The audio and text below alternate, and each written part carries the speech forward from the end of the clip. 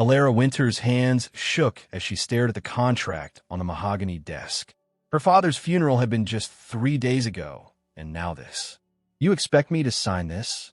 She looked up at Montgomery Blackwood, who stood by the floor-to-ceiling windows of his downtown Denver office. Snow fell heavily outside, but the cold outside was nothing compared to his steely gaze. Your father owed me $8 million, Miss Winters. This contract offers you a way out. His voice was calm, measured, betraying nothing of the ruthlessness Lakewood's residents whispered about. By selling myself to you? For a year. The words tasted bitter on her tongue. I prefer to think of it as an arrangement of mutual benefit. Blackwood turned, his tall frame silhouetted against the gray January sky. At 35, he had the hard edges of someone who'd fought for everything he owned. Your mother's medical expenses are quite substantial. The treatment she needs for her condition cost, what, $50,000 a month? Alara swallowed hard. Her mother's cancer diagnosis had come just weeks before her father's death in what the police called a boating accident. Too many coincidences for her liking. I won't be your plaything, she said, straightening her back. Blackwood approached the desk, his expensive suit immaculate, his dark hair precisely cut. Only the thin scar running from his right temple to his jaw hinted at a less than perfect past. I don't need to purchase companionship, Miss Winters. What I want is your presence at social functions, your assistance with certain business matters, and your complete discretion. He slid the contract closer to her. Your father damaged my business reputation with his fraudulent investments. You'll help restore it. Alara's phone buzzed. A text from Lakewood Memorial Hospital. Insurance authorization denied. Please contact billing department immediately. And my mother's treatment? Covered in full for the duration of our arrangement. After that, the debt is cleared. You walk away free. Blackwood's eyes, gray as the winter sky, revealed nothing. Alara thought of their small house in Lakewood, the mounting bills, the hushed conversations with her mother's doctors. She was 22 with an incomplete psychology degree and no prospects. What exactly would I be required to do? She hated how her voice trembled. Live at my Aspen residence. Attend events. Learn the art world, as my collection needs curating. Beyond that, he shrugged one broad shoulder. I value competence and loyalty above all. Provide those, and our arrangement will remain professional. The unspoken threat hung between them. Blackwood Industries owned half the businesses in Lakewood. One word from him could ensure she never found employment again. And if I refuse, then your mother's treatment stops, your house is foreclosed, and I use every legal means to recover what your father stole. Alara stood, needing to level the playing field even slightly. He didn't steal from you. The courts would disagree. Blackwood slid a pen toward her. 1 year of your life for your mother's future. Most would consider that generous. Outside the window, Denver's skyline disappeared behind thickening snow. Like her options, Alara picked up the pen, its weight substantial. I want it in writing that my mother's care is guaranteed. Page 4, paragraph 3. He seemed almost impressed by her demand. My lawyer ensured everything is legally binding. As she signed her name, a tear splashed onto the document. Blackwood didn't acknowledge it. Nash will drive you home to pack. You have 24 hours to settle your affairs. After that, you belong to me for 1 year. He collected the contract, his fingers briefly touching hers. Alara yanked her hand back as if burned. Something flickered across Blackwood's face, surprise, perhaps, before his expression hardened again. Until tomorrow, Miss Winters. He nodded toward the door where a broad-shouldered man in a dark suit waited. Nash will see to your needs. Outside Blackwood's office, Nash Reynolds gave her a smile that didn't reach his eyes. First time I've seen someone walk voluntarily into the wolf's den, he said, guiding her toward the elevator. Most try to run. What happened to them? Alara asked, dreading the answer. Nash's laugh was hollow. Nothing good. The boss doesn't handle betrayal well. As the elevator descended, Alara fought rising panic. What had she agreed to? What kind of man was Montgomery Blackwood beyond the ruthless reputation and perfect facade? The boss is fair in his way, Nash continued, watching her closely. Follow his rules, and you'll survive the year. And what are his rules? The elevator doors opened to the underground parking garage.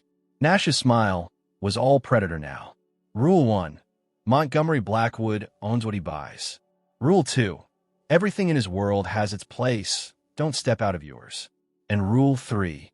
He unlocked a sleek black SUV. Never, ever try to get close to him.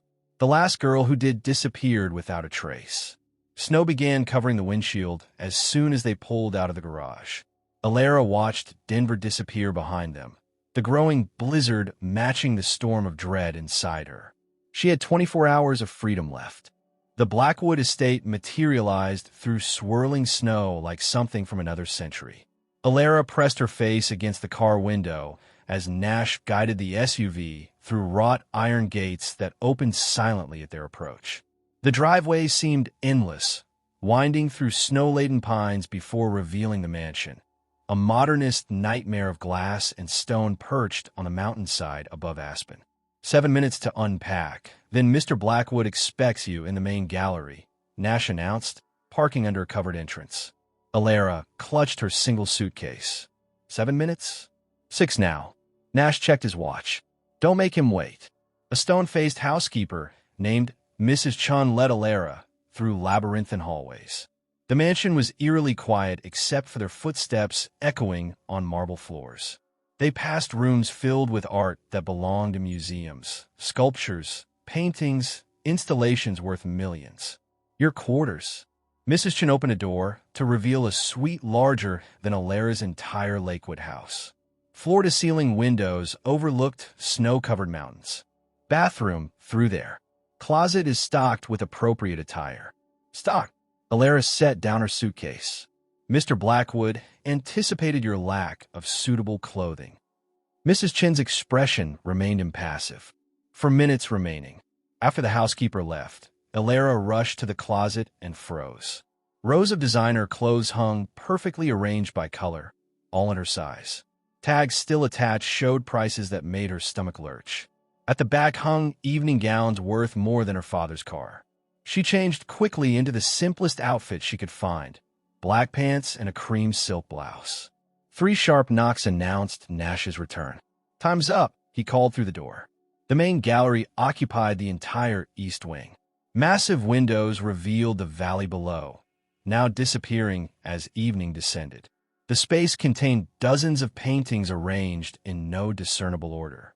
Some spots on the walls sat conspicuously empty. Montgomery Blackwood stood with his back to her, examining a large abstract canvas. Without turning, he spoke. You're 17 seconds late. I got lost, Alara lied. No, you didn't. Nash escorted you. Blackwood turned. His gaze traveled over her chosen outfit, his expression unreadable. You'll need to develop better time management. Or what? You'll sell me to another billionaire? The words escaped before she could stop them. Something dangerous flashed in his eyes. Careful, Miss Winters. Our arrangement is legally binding, but nothing stipulates how pleasant your year must be. He approached, hands clasped behind his back. This gallery requires organization. The collection lacks coherence. You'll catalog everything, research provenance, and create a system that makes sense. I studied psychology, not art history, Alara said. Then you'll learn. He gestured to a desk in the corner where a laptop sat. Everything you need is there. You have 2 weeks. 2 weeks to catalog what looks like hundreds of pieces. Is that a problem? His tone suggested the question was a trap. No, she said quickly. Good. He moved toward the door, then paused. Dinner's at 8. Formal attire. You'll join me. Why? He turned, eyebrow raised at her challenge. Because I purchased your time, Miss Winters, and I decide how it's spent. After he left, Alara approached the desk. The laptop contained files on each artwork, but they were disorganized, some incomplete. A handwritten note sat beside it. Prove your worth or pack your bags. Hours later, dressed in a midnight blue gown that fit suspiciously well, Alara entered the dining room. The table could seat 20, but only 2 places were set, one at each end. Blackwood stood when she entered, his tailored tuxedo emphasizing broad shoulders. For a moment, she glimpsed what others might see, a handsome, powerful man. Then she remembered the contract that had brought her here. "You clean up nicely," he remarked, his eyes lingering on her face. "The dress was in my closet." "Yes." He remained standing until she sat. "Mrs. Chun has excellent taste." Dinner arrived without Blackwood calling for it. Multiple courses of food Alara could barely identify. She ate mechanically while he watched her with unsettling intensity. "Tell me about yourself," he said suddenly. "Why? You bought my presents, not my personal history." His mouth tightened. "I prefer knowing what occupies my house. Like your art collection? Am I just another acquisition?" "My art doesn't talk back." He sipped his wine. "Your father never mentioned how sharp his daughter could be." The mention of her father stiffened her spine. "You knew him well? Well enough to know he was a liar and a thief." Blackwood set down his glass carefully. "He convinced me to invest in developments that didn't exist, using funds from other investors to pay initial returns. A classic Ponzi scheme. That's not possible." Alara shook her head. "He was a high school economics teacher who somehow afforded a lake house and your mother's medical bills." Blackwood raised an eyebrow. "Where did you think that money came from?" The room seemed to tilt. Her father had always explained their comfortable lifestyle as smart investments, family money from her mother's side. "You're lying," she said, voice hollow. "I rarely bother with lies, Miss Winters. Truth is far more effective."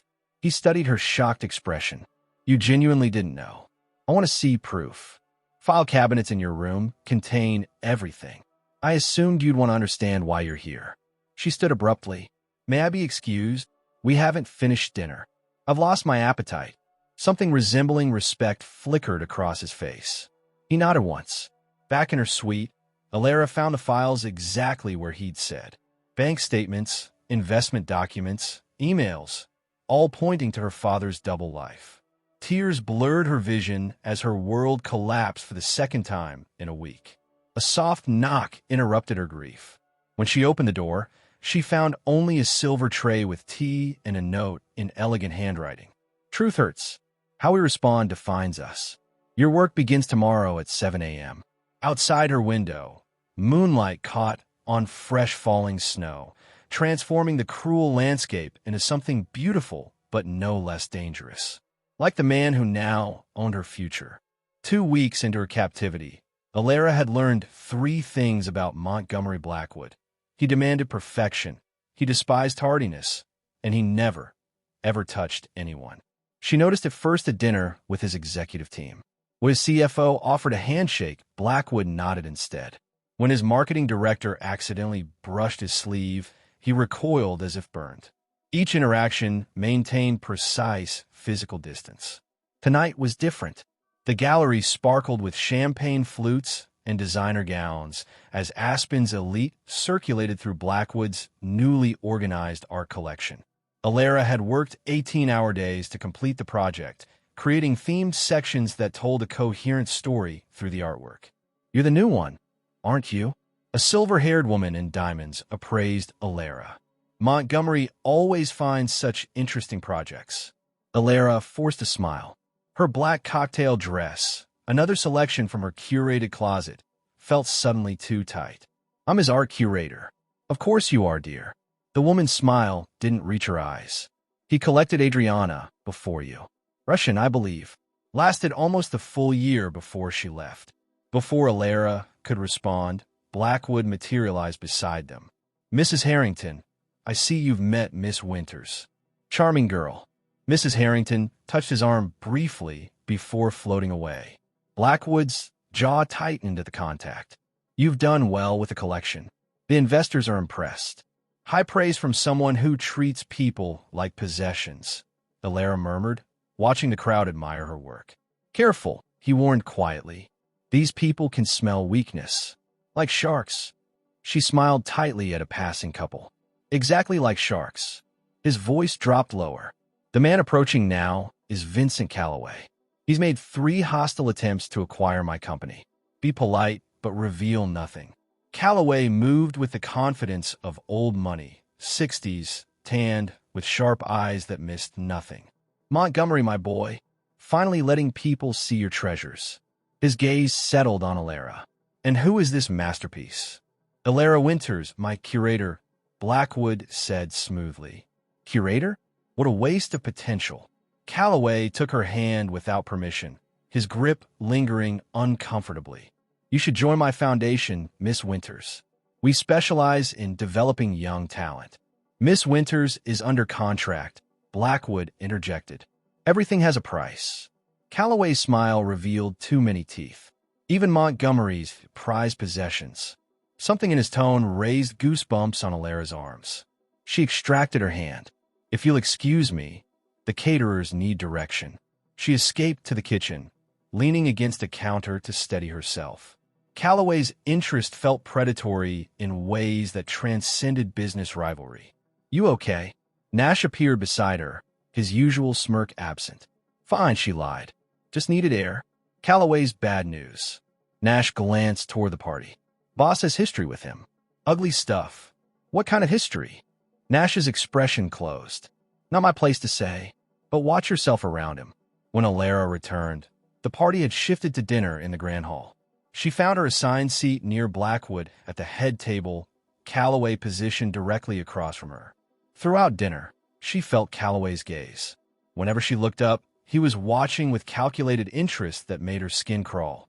More wine, Miss Winters? Blackwood asked as servers cleared the main course. Please. She held her glass steady as he signaled a server. The waiter approached too quickly, bumping Elara's arm. Wine sloshed over the rim, heading directly for Blackwood's pristine white shirt.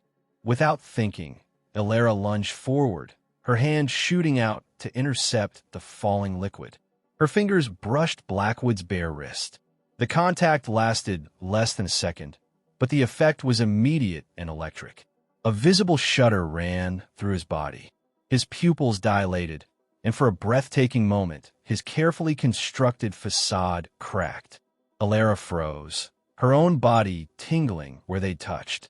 A flash of something, a memory, surfaced in her mind. A young boy with haunted eyes in a darkened room.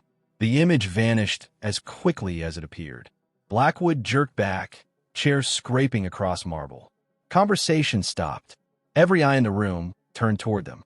Mr. Blackwood, I'm sorry, Elara began. It's nothing, he said, voice strained. He straightened his cuffs with mechanical precision, composure returning like a mask sliding into place. Accidents happen. Across the table, Calloway observed with newfound interest. Fascinating, he murmured. The remainder of dinner passed in uncomfortable silence. Elara could feel Blackwood's awareness of her like a physical force, though he avoided looking directly at her. When guests finally departed, he disappeared without a word. Later that night, unable to sleep, Elara wandered to the gallery.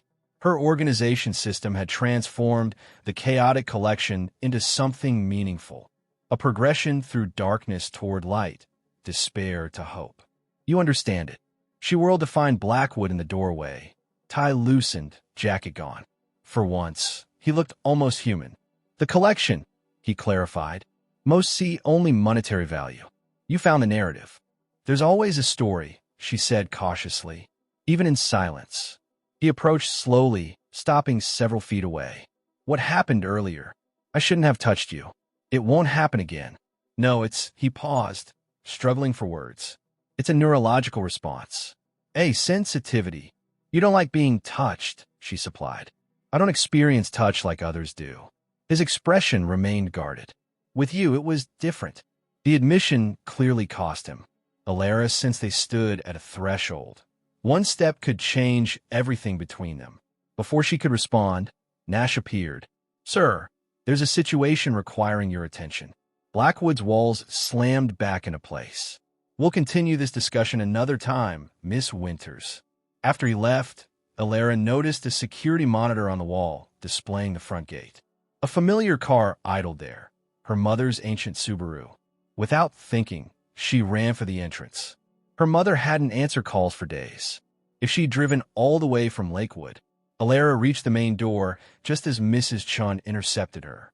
Mr. Blackwood left instructions. No visitors. That's my mother, Elara protested. Especially not your mother. Nash materialized behind her. Boss's orders. Why? Why aren't you telling me? Nash's expression softened slightly. Some advice? Don't trust anyone from your old life right now, including family. From the window, Alara watched security turn her mother away. As the car disappeared down the mountain road, an unsettling thought formed.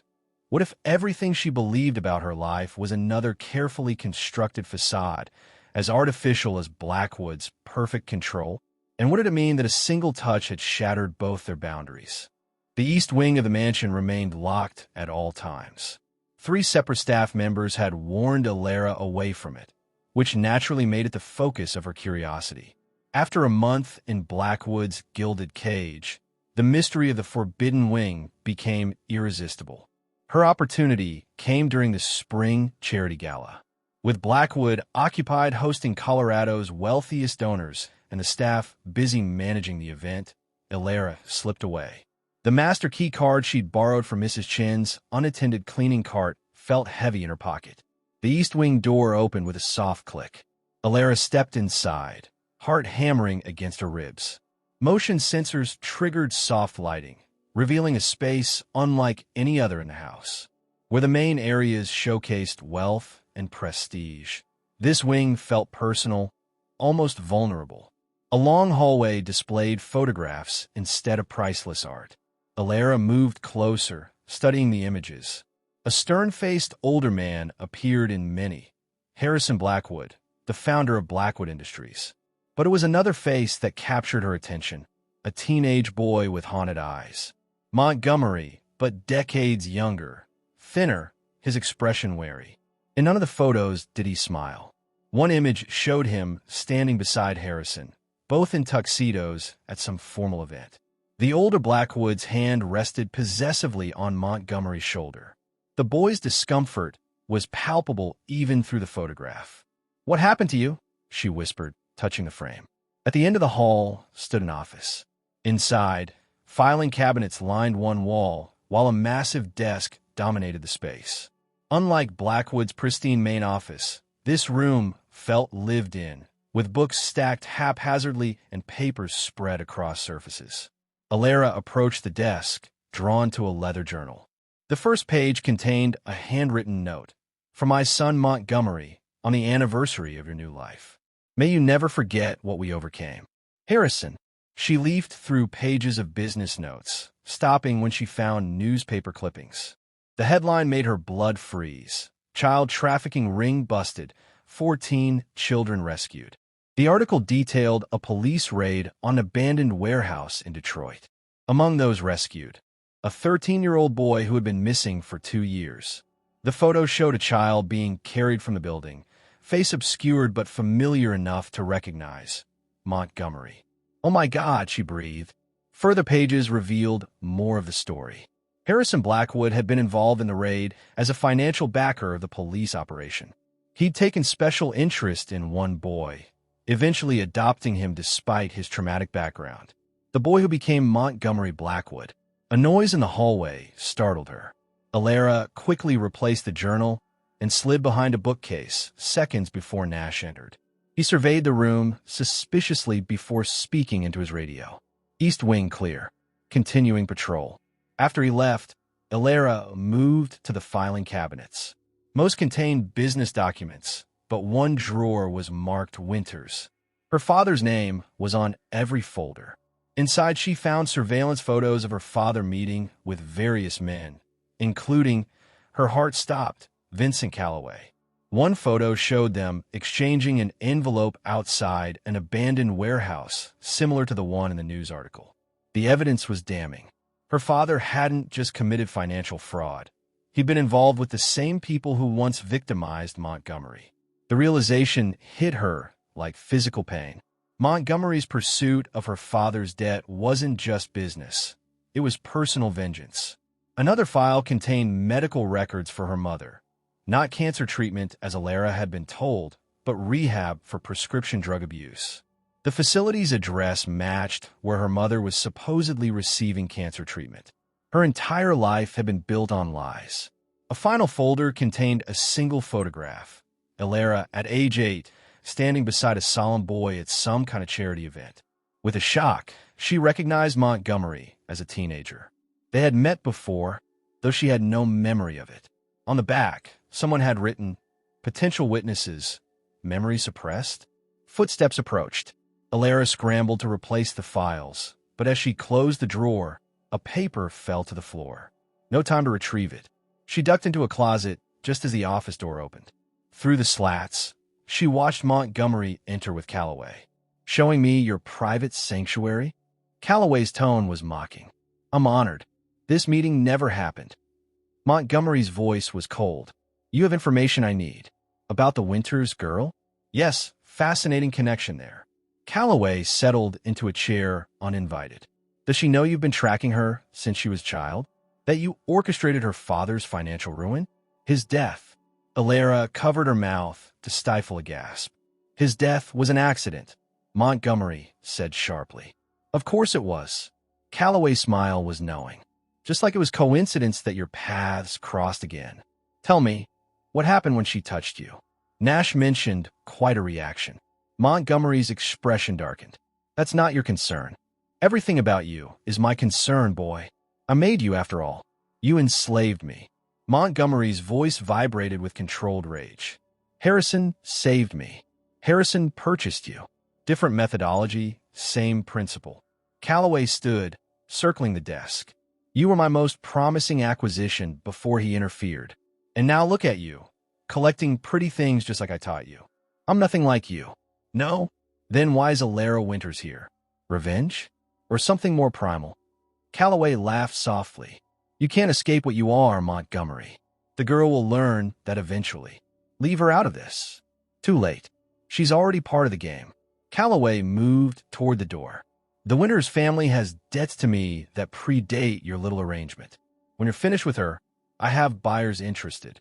If you touch her, you'll what? Expose me? That would require explaining your own past, wouldn't it?" Calloway paused at the door. "We're not so different, you and I. We both take what we want." After he left, Montgomery stood motionless, tension radiating from him in waves. His gaze fell to the paper on the floor. He picked it up, studied it, then looked directly at the closet. "You can come out now, Alara." She stepped out, chin raised despite her fear. "You killed my father." "I did not." His voice was quiet, but I didn't stop it from happening either. "Why?" "Because of what he did to you. Because of what he was still doing to others." Montgomery held up the paper she dropped, a list of names. Children's names. "Your father supplied Calloway with information on vulnerable families. Kids who wouldn't be missed." The room seemed to spin. "I don't believe you. The evidence is in those files. I've spent 10 years building a case against Calloway and his network. Your father was a key player. And my mother? Complicit. The rehab facility is the safest place for her while we dismantle their operation. She grasped onto the word. "You're fighting Calloway?" "I've been working with federal authorities to destroy him." He moved closer, eyes intent on hers. "Did you see the photograph? Of us, from when we were children. I don't remember meeting you. They drugged the children at those events. Suppressed memories of potential witnesses." His voice softened. "But some things can't be erased completely. When you touched me that night at dinner, I remembered you. From before." The revelation hung between them, changing everything and nothing. "What happens now?" she asked. "Now you know why you're really here." He held her gaze. "Not as revenge. As protection." "Protection?" Alara laughed bitterly. "You bought me like property." "I removed you from Calloway's reach," Montgomery countered. "The contract was the only way to do it legally." They stood in his private office. The files of her father's crimes spread between them. Dawn light spilled through the windows after a sleepless night of revelations. "You could have told me the truth. Would you have believed me?" He ran a hand through his disheveled hair. "A stranger claiming your father was involved in human trafficking?" She had no answer for that. The evidence was overwhelming, each document more damning than the last. Her entire life had been funded by unspeakable crimes. "Nash is working with Calloway," Montgomery continued. "He reports everything that happens here. Your presence had to appear legitimate." "Nash!" Alara remembered his warnings, his watchful eyes. "But he's been with you for years, planted by Calloway to monitor me. I've known for months, but removing him would alert Calloway that I'm onto him. Montgomery crossed to a hidden safe behind a painting. The FBI operation is close to completion. We just need final evidence connecting Calloway to active trafficking operations. He extracted a flash drive. This contains everything except the current locations. We believe your mother knows them. My mother wouldn't. Ilera stopped, remembering her mother's unexplained absences, her father's late-night meetings, the money that always seemed available despite their modest income. Was anything in my life real? Montgomery's expression softened momentarily. I asked myself the same question after Harrison rescued me. A knock interrupted them. Mrs. Chun entered, her usually impassive face tense. Mr. Blackwood, Mr. Reynolds, is requesting Miss Winter's presence. Says it's urgent. Something about her mother. Montgomery and Ilera exchanged looks. Tell him she'll be right down. After Mrs. Chun left, he moved to a drawer and extracted a small device. Take this. It looks like a compact mirror, but contains a tracker and recording device. Whatever Nash tells you, agree to it. We need to know what Calloway is planning. You're using me as bait. It wasn't a question. I'm trusting you as a partner. He held her gaze. There's a difference. She took the device, their fingers brushing briefly. The now familiar jolt passed between them, bringing another flash of memory. Children huddled together in darkness, his hand finding hers. We knew each other there, didn't we? In that place. His jaw tightened. Later, Nash is waiting. Nash stood in the foyer, checking his watch impatiently. Finally, your mother's been in an accident. Blackwood authorized a visit. In the car, Nash drove recklessly down mountain roads. She's at Aspen Valley Hospital. Critical condition. What happened? Ilera clutched the fake compact in her pocket. Car went off Route 82 last night. They found her this morning. His eyes flicked to the rearview mirror. Lucky she's alive. At the hospital, Nash led her through service corridors instead of the main entrance. Shortcut, he explained, but Ilera noticed security cameras were sparse here. They entered a private room where a woman lay connected to various machines, face bruised beyond recognition. Nash checked the hallway before closing the door. That's not your mother, he said flatly. But Calloway needs you to think it is. Ilera's hand closed around the recording device. What are you talking about? I'm talking about survival. Nash leaned against the wall. Calloway knows you've been in the East Wing. Knows you've seen the files. You have two options now. Work with him or disappear. Work with him how? She forced her voice to remain steady. Blackwood has a safe in his bedroom. Inside is a hard drive with evidence against Calloway's entire network. Get it, and Calloway ensures you and your mother live comfortable lives somewhere far away. Nash's expression was almost apologetic. Refuse and accidents happen. Like your father's. My mother is dead too, isn't she? Nash didn't answer directly. Some things are better not knowing. And Blackwood? What happens to him? What do you care? He purchased you like livestock. Nash moved closer. He's obsessed with you because you remind him of his time in captivity. That's not love, Ilera. It's trauma bonding. The word struck with precision, targeting doubts she'd barely acknowledged. When does Calloway want the drive? Tonight. There's a benefit at the Aspen Institute. Blackwood will attend without you. You're supposedly visiting your sick mother. Nash handed her a key card. This accesses his private elevator. The safe is behind the Rothko painting. Combination is his adoption date. How do I contact you after? Leave the drive in the third pool house locker. Then return to the mansion like nothing happened. Nash checked his watch. I need your answer now. Ilera thought of Montgomery's words. Agree to whatever he says. I'll do it. Nash studied her, then nodded. Smart choice. I'll tell Calloway. On the drive back, Ilera stared out the window, mind racing. Where's my mother really? Working for Calloway in Chicago, last I heard. She's been his associate for years, recruited your father into the organization. Nash glanced at her. She never had cancer. That was the cover story for her absences. Each revelation felt like another piece of her life crumbling away. And my father's death? He was skimming money, planning to run with your mother. Calloway found out. Nash shrugged. Boat accidents are clean. At the mansion, Montgomery was waiting. He'd clearly been watching for their return. though he pretended to be reviewing documents when they entered. "How was Ms. Winter's mother?" he asked without looking up. "Stable but unconscious," Nash replied smoothly. "Doctors are optimistic." "Good. Miss Winters, I'll need you ready at 7 for tonight's benefit." Nash frowned. "Sir, I thought she was excused from tonight's event." "Plans change." Montgomery finally looked up, expression unreadable. 7 o'clock, Miss Winters, wore the blue gown. In her suite, Elara activated the recording device, whispering everything Nash had revealed. She placed it on the nightstand and entered the bathroom to splash water on her face. When she emerged, Nash stood by her bed, the device in his hand. "Interesting choice of accessories," he said, voice dangerously quiet. "Let me guess, Blackwood gave you this?" She took an instinctive step backward. "I don't know what you're talking about. We don't have time for games." Nash pocketed the device. Calloway anticipated Blackwood might try something like this. "New plan. You're coming with me now." "I can't just leave. Security is currently responding to an alarm on the west perimeter. A diversion." Nash grabbed her arm. "Move."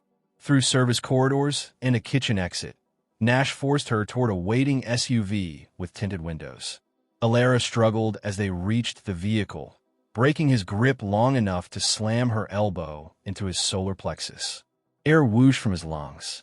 She ran toward the main house, but Nash recovered quickly, tackling her to the ground. Her head struck stone with stunning force. Through blurring vision, she saw him reach for something in his jacket. Then a gunshot cracked the mountain silence.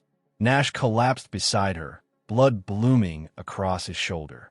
Montgomery stood on the terrace, weapons still raised. "FBI, don't move." Agents in tactical gear swarmed from concealed positions around the property. Elara tried to stand, but the world tilted sideways. The last thing she saw before consciousness faded was Montgomery rushing toward her, genuine fear replacing his carefully controlled mask. "Stay with me," he urged, gathering her into his arms, no longer afraid of contact. "Please stay with me." Darkness claimed her, but his desperate plea followed her into unconsciousness. "I can't lose you again." Fluorescent lights and antiseptic smells greeted Elara when she opened her eyes. A hospital room. Her head throbbed with each heartbeat, an enforced snake from her arm to a beeping machine. "Welcome back." She turned to find Montgomery in a chair beside her bed, tie loosened, stubble darkening his jaw. He looked like he hadn't slept in days. "How long?" Her voice came out raspy. 36 hours.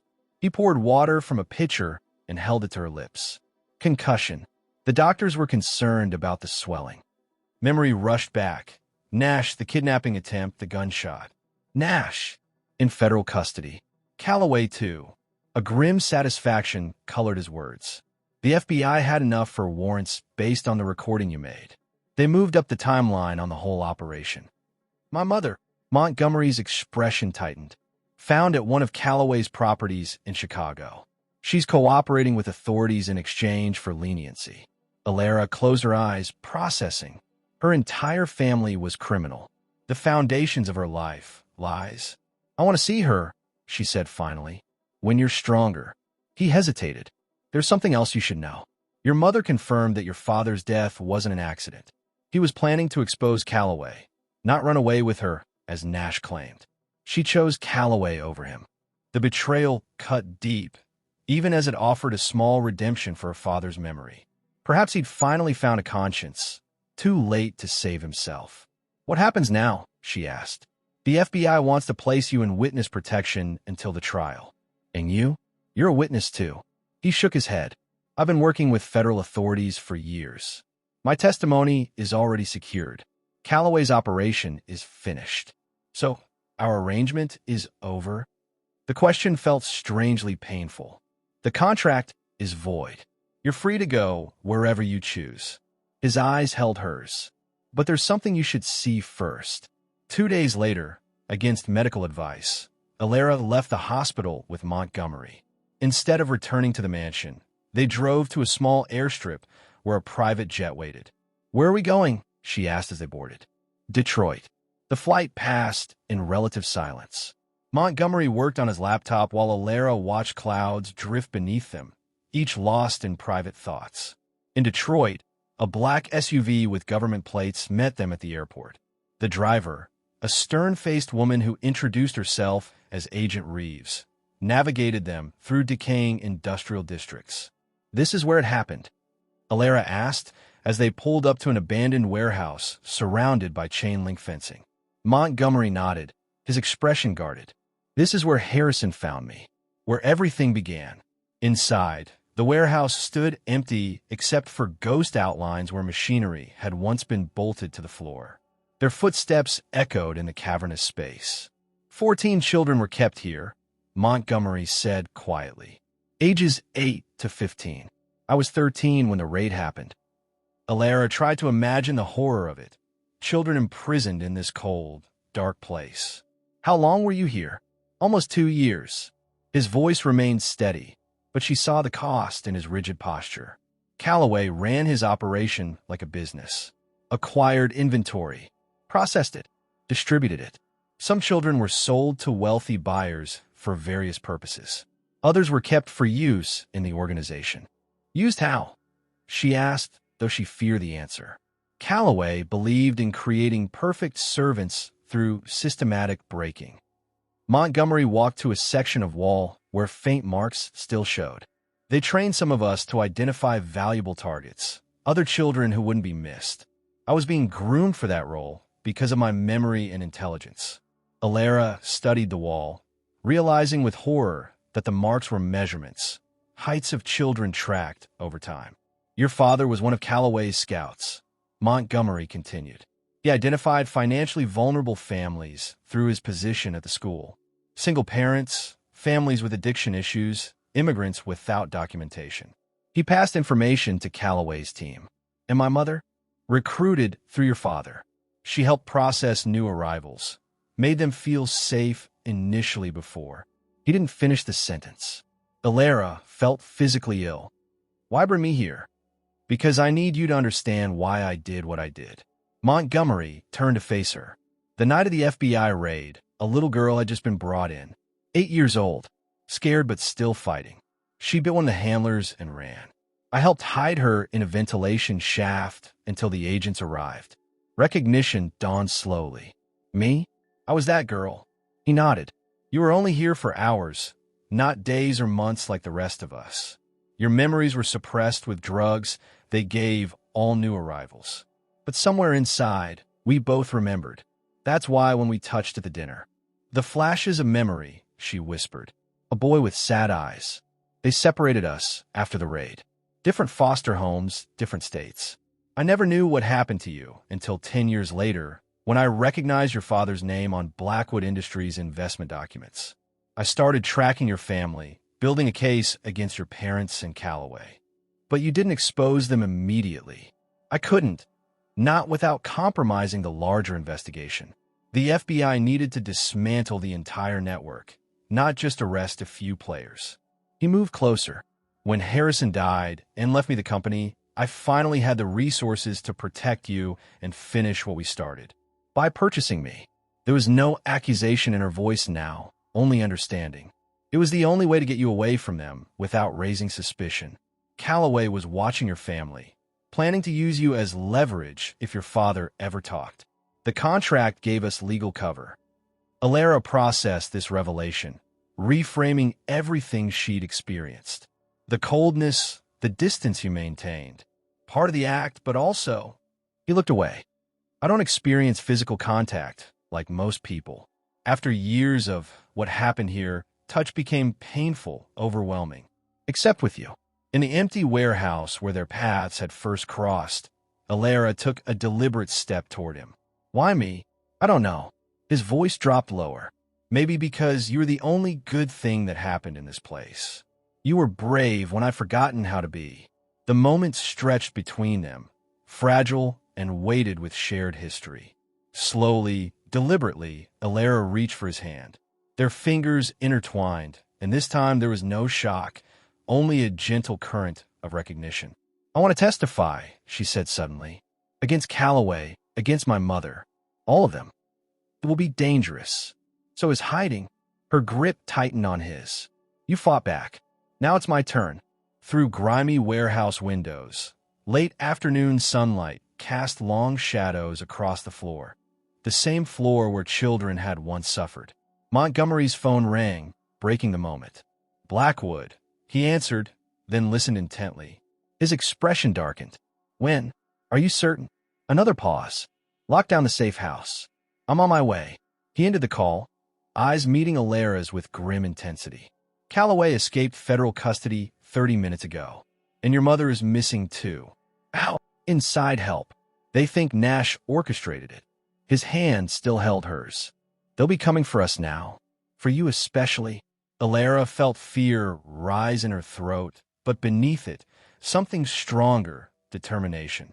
Then we'll be ready for them. As they hurried from the warehouse toward the waiting SUV, Agent Reeves, already on high alert, Montgomery paused briefly.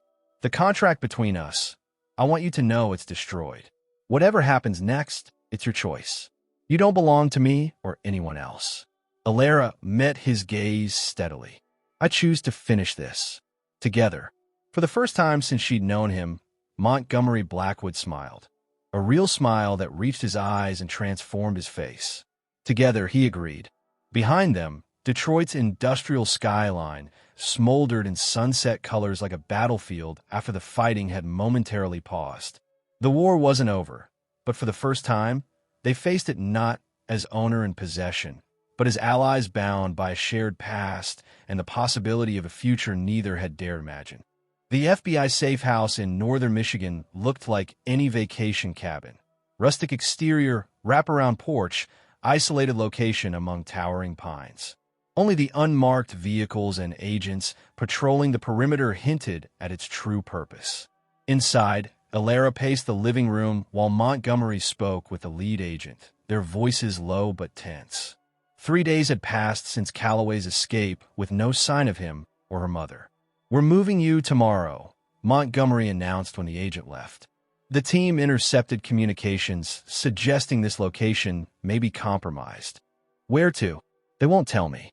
Even I can't know until you're secure. His expression remained controlled, but Alara had learned to read the subtle signs of his concern, the tightness around his eyes, the slight tension in his shoulders. If they find us before then, there are 6 armed federal agents surrounding this property. Another response team 20 minutes away. He moved to the window, scanning the darkening tree line. We've taken every precaution. Alara joined him, their reflections ghostly in the glass as night fell. You don't believe that's enough.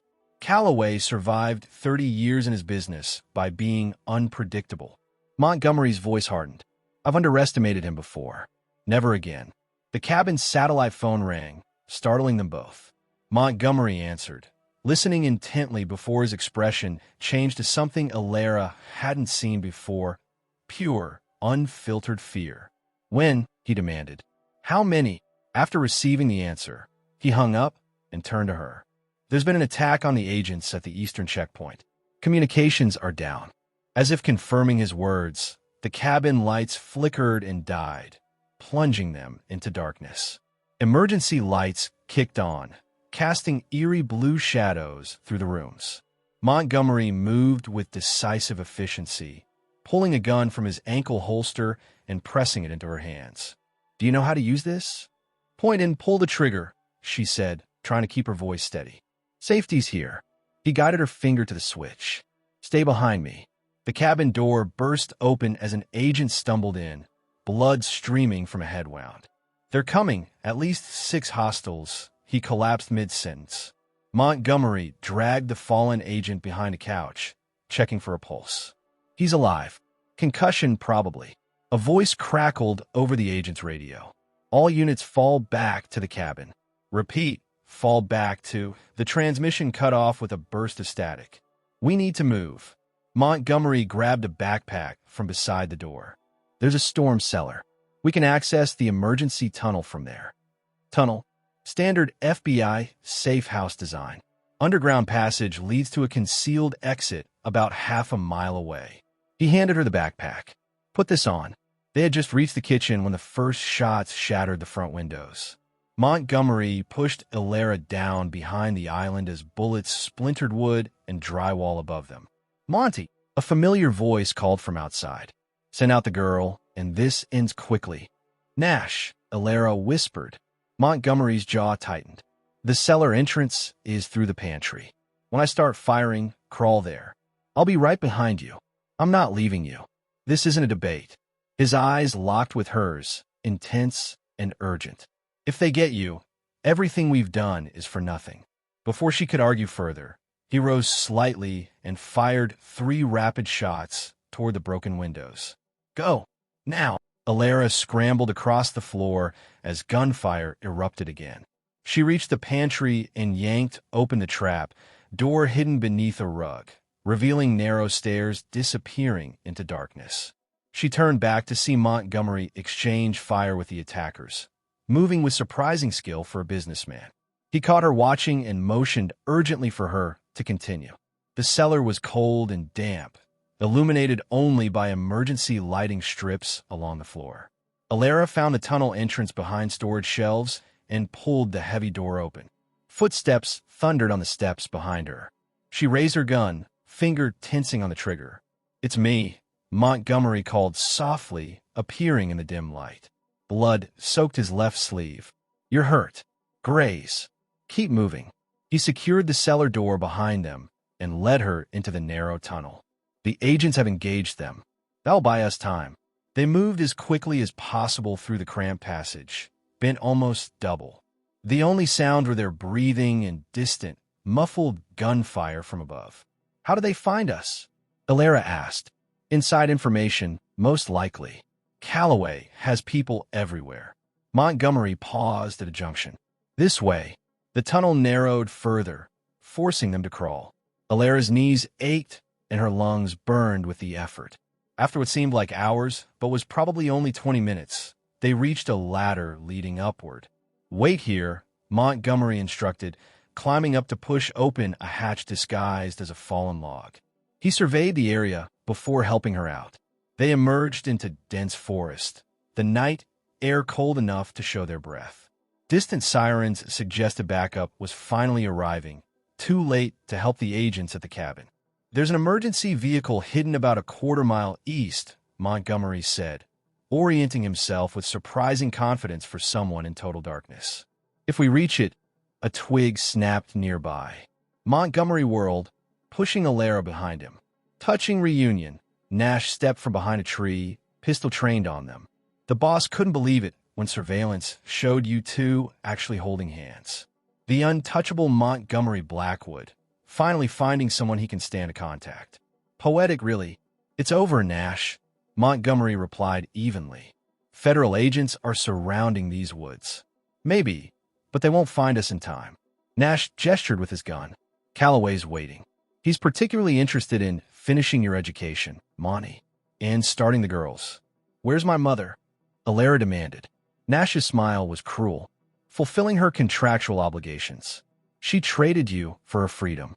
Again, Montgomery tensed beside her, clearly calculating their odds.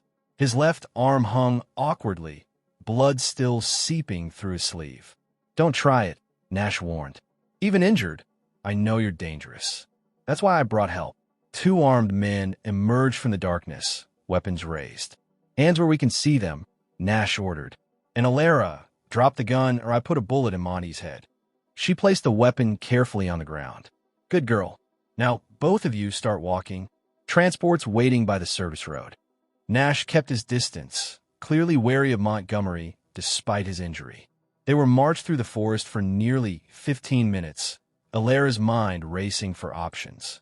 Beside her, Montgomery's breathing had grown labored, his face pale in the occasional moonlight breaking through the trees. "He needs medical attention," she told Nash. "Calloway will decide what he needs," Nash replied dismissively. They reached a clearing where a black van idled, its engine a low rumble in the night. The side door slid open, revealing a familiar figure. "Hello, darling." Catherine Winters smiled at her daughter from inside the van. "It's been too long." Ilera froze, staring at the woman who had raised her, the stranger who had sold her own child. "Mother." such disappointment in your voice. Catherine sighed dramatically. You'll understand someday. We all make necessary sacrifices. Enough reunion, Nash interrupted. Get them inside. Calloway's waiting. As one of the guards reached for Alara, Montgomery suddenly staggered, falling against the man. It seemed accidental until the guard yelped in pain. In the confusion, Montgomery had driven a hidden blade into the man's thigh. Run, he shouted to Alara, throwing himself at Nash. The forest erupted in chaos. Gunfire flashed in the darkness. Alara dove for cover behind a tree as bullets splintered bark around her. She glimpsed Montgomery wrestling with Nash, both men fighting for control of a weapon. The second guard advanced on her position, firing blindly into the trees. Alara scrambled backward, searching desperately for something to use as a weapon. Her hand closed around a heavy branch. When the guard rounded the tree, she swung with all her strength, catching him across the face. He stumbled, but didn't fall, raising his gun with murder in his eyes. A shot rang out. The guard collapsed. Behind him stood her mother, smoking gun in hand. Mother, Alara stared in disbelief. Don't mistake this for maternal affection, Catherine said coldly. Calloway would have discarded me the moment he had you. Self-preservation, nothing more. Before Alara could respond, another shot cracked through the night. Nash and Montgomery were still struggling, but now both were on their knees, Nash pressing a gun under Montgomery's chin. Enough games, Nash snarled, blood streaming from a cut above his eye. Drop the weapon, Catherine, or I splatter his brains across the forest. Catherine hesitated, her gun still raised. Calloway wants him alive. Calloway will understand. Now drop it, or the bullet caught Nash squarely between the eyes. Catherine lowered her smoking gun as he crumpled to the ground. Like I said, she told Montgomery. Self-preservation. Montgomery staggered to his feet, clutching his wounded arm. Why? He demanded. Nash was planning to eliminate all of us, including me. Take credit for capturing you himself. Catherine shrugged. I merely adjusted the narrative. Distant voices and flashlight beams cut through the trees as federal agents approached. Catherine's expression hardened. This changes nothing between us, she told Alara. I'm still leaving. You'd be wise to forget you ever had a mother. Before either could respond, Catherine disappeared into the darkness of the forest, leaving them surrounded by dead bodies and approaching authorities. Montgomery collapsed against a tree, blood loss finally taking its toll. Alara rushed to his side, pressing her hand against his wound. Stay with me, she urged, echoing his words from days before. Help is coming. His eyes, clouded with pain, found hers. I told you I'd protect you, he whispered. We protected each other. She held him as federal agents swarmed the clearing, shouting orders and securing the scene. As paramedics worked to stabilize him, Montgomery's fingers weakly sought hers. Their bloody hands intertwined. Another bond forged through chaos. Survivors clinging to each other in the aftermath of violence that had shaped both their pasts and would determine their futures. Don't leave, he murmured as they loaded him onto a stretcher. Never again, she promised, climbing into the ambulance beside him. As they sped through the night, Alara realized that somewhere between captor and captive, they had become something else entirely. Two broken pieces finally finding where they fit. Get them inside. Calloway's waiting.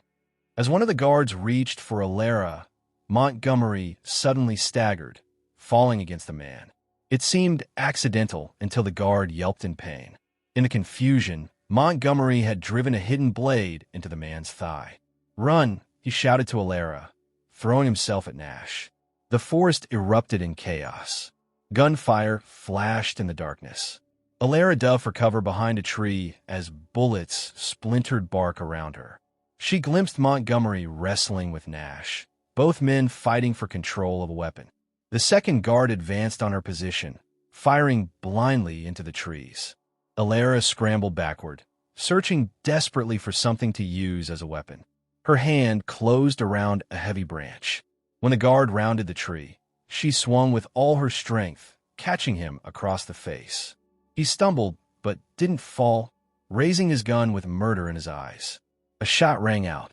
The guard collapsed. Behind him stood her mother, smoking gun in hand. Mother, Alara stared in disbelief. Don't mistake this for maternal affection, Catherine said coldly. Calloway would have discarded me the moment he had you. Self-preservation, nothing more. Before Alara could respond, another shot cracked through the night. Nash and Montgomery were still struggling, but now both were on their knees, Nash pressing a gun under Montgomery's chin. Enough games, Nash snarled, blood streaming from a cut above his eye. Drop the weapon, Catherine, or I splatter his brains across the forest. Catherine hesitated, her gun still raised. Calloway wants him alive. Calloway will understand. Now drop it, or the bullet caught Nash squarely between the eyes. Catherine lowered her smoking gun as he crumpled to the ground. Like I said, she told Montgomery. Self-preservation. Montgomery staggered to his feet, clutching his wounded arm. Why? He demanded. Nash was planning to eliminate all of us, including me. Take credit for capturing you himself. Catherine shrugged. I merely adjusted the narrative. Distant voices and flashlight beams cut through the trees as federal agents approached. Catherine's expression hardened. This changes nothing between us, she told Alara. I'm still leaving. You'd be wise to forget you ever had a mother.